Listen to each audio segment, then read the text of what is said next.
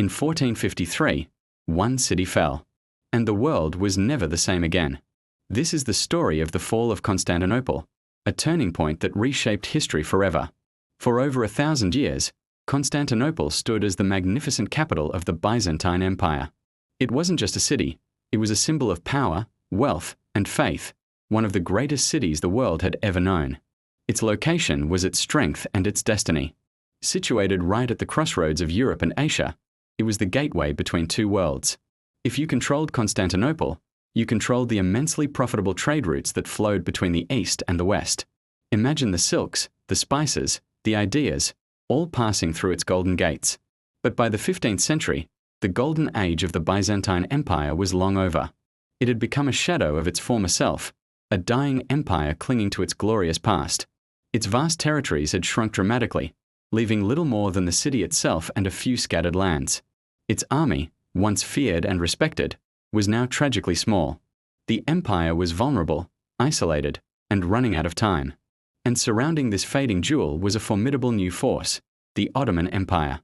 The Ottomans were a rising power, expanding rapidly with relentless ambition. Year after year, they grew stronger, their eyes fixed on the ultimate prize that lay just beyond their grasp. Leading this ambitious empire was a young, brilliant, and determined ruler, Sultan Mehmed II. He was only 21 years old, but his mind was sharp and his dreams were vast. More than anything, he dreamed of conquering Constantinople, a feat that had eluded his predecessors for generations. He believed it was his destiny to take the city, and he was willing to do whatever it took to make that dream a reality. In April of 1453, Mehmed's dream turned into a terrifying reality for the people of Constantinople. The siege began. A massive Ottoman army, estimated at over 80,000 soldiers, surrounded the city, a sea of warriors stretching as far as the eye could see. They brought with them not just men, but a revolutionary new technology that would change the face of warfare. Inside the ancient walls, the situation was desperate. Fewer than 7,000 defenders stood ready to protect their home. They were a mix of Byzantine soldiers, foreign mercenaries, and civilian volunteers, outnumbered more than 10 to 1. They were courageous, prepared to fight to the last man, but they faced an overwhelming force. Constantinople's primary defense had always been its legendary walls. For centuries, these massive fortifications, a complex system of inner and outer walls, moats, and towers, had repelled countless attacks. They were considered the most formidable defenses in the world, seemingly invincible. But this time, they were about to face a weapon they were never designed to withstand. Mehmed had commissioned the creation of enormous cannons, technological marvels of their time. These superguns were so large they could fire massive stone balls weighing over 1,000 pounds. Day after day, these cannons unleashed their devastating power, smashing against the ancient stone. The sound was deafening, the impact earth-shattering. Walls that had stood for a millennium began to crack and crumble under the relentless bombardment. For 53 grueling days and nights, the city held on. The defenders worked tirelessly, repairing the walls under a constant barrage of cannon fire, fighting off Ottoman assaults, and praying for a miracle. The struggle was epic, a heroic but desperate defense against impossible odds. Then, on the 29th of May, 1453, the final assault began. Under the cover of darkness, thousands of Ottoman troops charged the weakened defenses. The fighting was brutal and hand-to-hand, a chaotic struggle on the battered ramparts. After hours of intense combat, the city's defenses finally collapsed.